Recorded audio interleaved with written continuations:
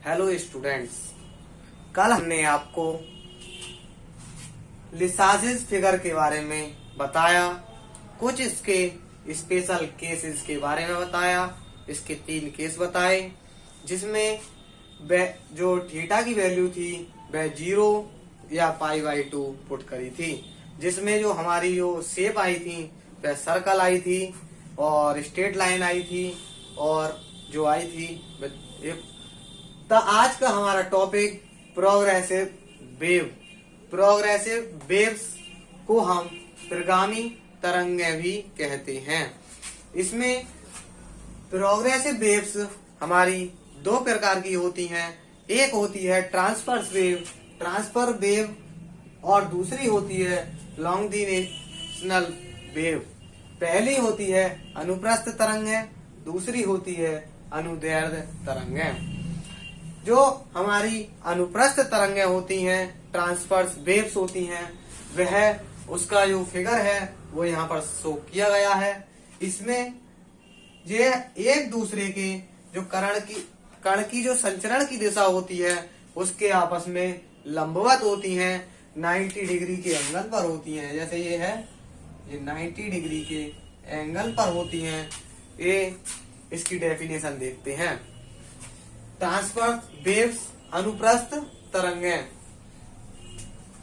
तरंग गति में माध्यम के कण, जो तरंग गति होती है उसमें जो माध्यम के कण होते हैं वह तरंग की संचरण की दिशा के लंबवत कंपन करते हैं। ये एक दूसरे के, ये ऊपर की तरफ गया तो ये नीचे की तरफ आएगा। ये एक दूसरे के लंबवत कंपन करते हैं, तब यह तरंगें कौन सी तरंगें कहलाती हैं? अनुप्रस्थ तरंगें कहलाती हैं। इन तरंगों में सुरंग बनते हैं तथा गर्त भी बनते हैं। जिन तरंगों में सुरंग और गर्त बनते हैं उन तरंगों को हम अनुप्रस्थ तरंगें कहते हैं। अनुप्रस्थ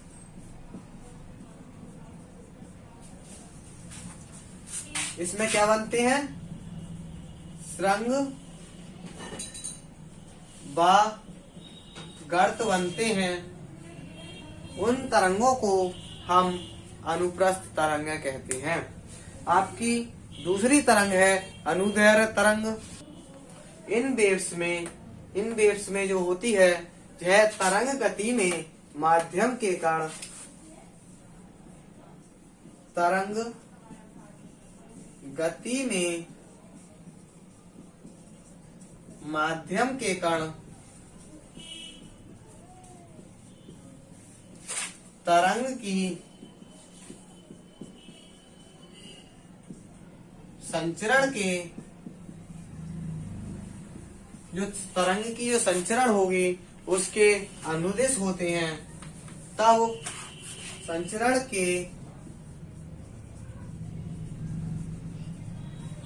अनुदिश कंपन करते हैं।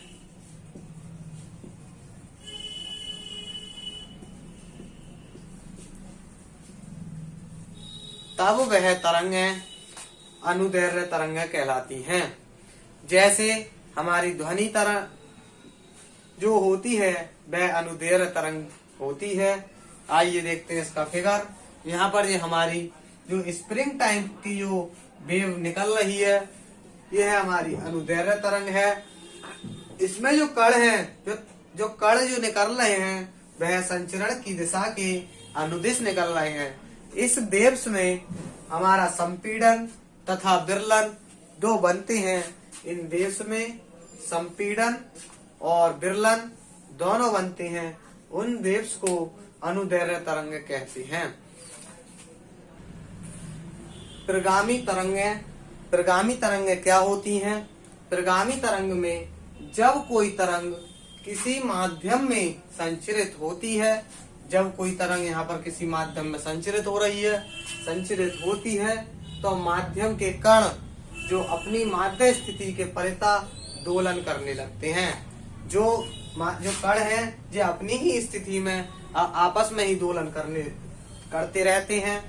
तब दोलन करते हुए कण अगले कणों से टकराकर एक स्थान से दूसरे स्थान पर जब ये दोलन कर रहे हैं, दोलन करते करते यह एक स्थान आपस में कणों से टकराकर एक स्थान से दूसरे स्थान को ऊर्जा का स्थानांतरण कर देते हैं। जो अपनी एनर्जी है वह दूसरे वाले कण को पूरी दे देते हैं। इस तरंगों को प्रगामी तरंगे कहते हैं। प्रगामी तरंगे कहते हैं।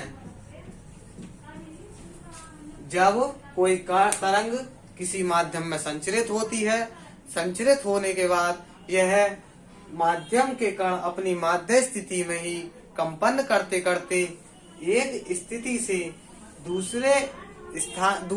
अपने कण एक स्थान से दूसरे स्थान पर टकराकर ऊर्जा का स्थानांतरण कर देते हैं। उन्हीं तरंगों को प्रगामी तरंग कहते हैं। आइए देखते हैं इसका प्रगामी तरंग की समीकरण। माना यहाँ पर हमारी प्रगामी तरंग की समीकरण ये क्या होती है। माना एक जो तरंग है वह b वेग से x अक्ष के जो धनात्मक x अक्ष है उसके अनुदिश गतिमान है। जो तरंग जो है x अक्ष के गतिमान है तथा इस तरंग के जो विभिन्न कण हैं वह सब b वेग से गति कर रहे हैं। जो कि आपको कण जो है वो दर्शाए गए हैं चित्र में। कण 1, 2, 3, 4, 5, 6 इस प्रकार दर्शाए गए हैं।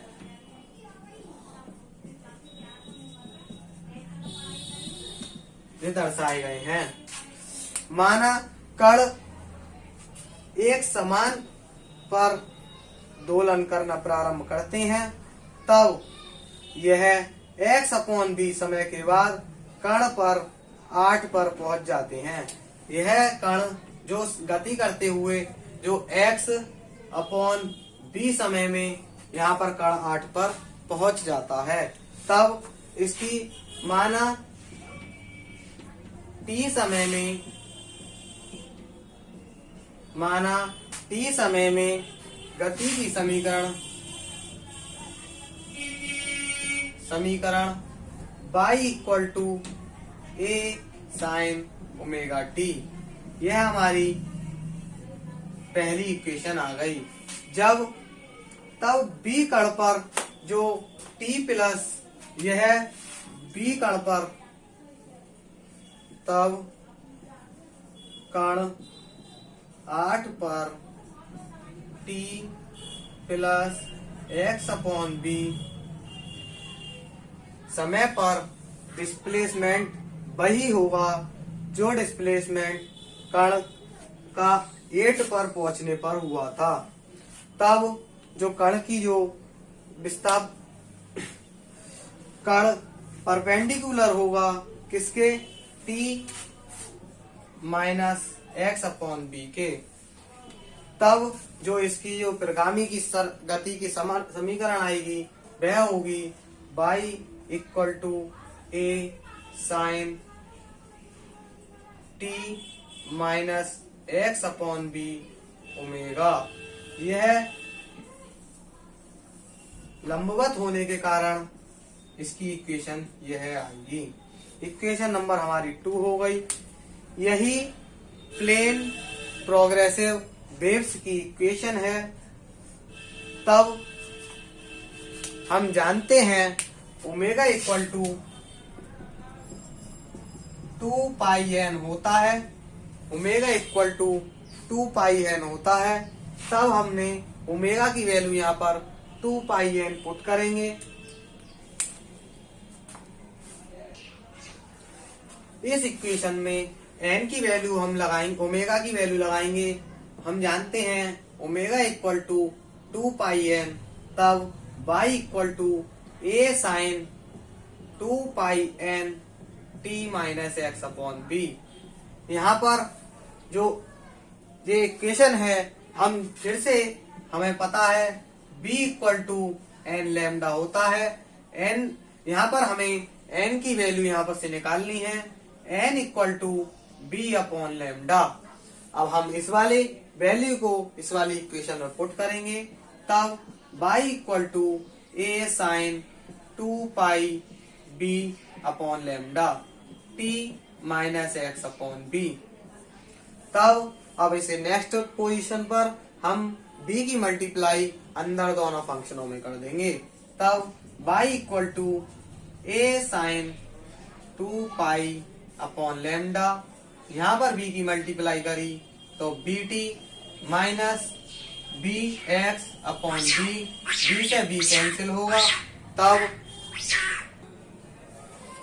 इस इक्वेशन में b से b कैंसिल करने पर हमारी equation y equal to a sine 2 pi upon lambda bt minus x हमें प्राप्त हुई। अब हम 2 पाई अपॉन लैम्डा की मल्टीप्लाई इस वाले पोर्शन से भी करेंगे, अंदर मल्टीप्लाई करेंगे,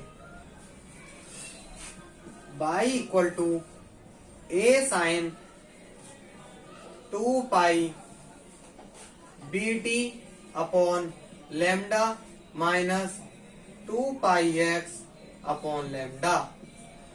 हम जानते हैं 2 pi b upon lambda equal to omega तथा 2 pi upon lambda equal to k। 2 pi b upon lambda equal to omega तथा 2 pi upon lambda equal to k। तब इन दोनों के वैल्यू इस वाली इक्वेशन में हम पुट करेंगे, तब y equal to a sine omega t minus k x. हमें ये वाली इक्वेशन हमें प्राप्त होगी।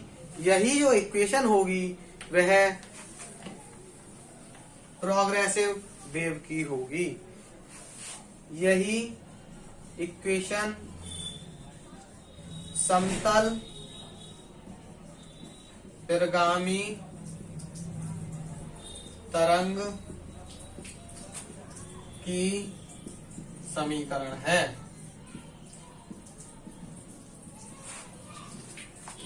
यह इक्वेशन प्लेन प्रोग्रेसिव वेव्स की इक्वेशन होगी।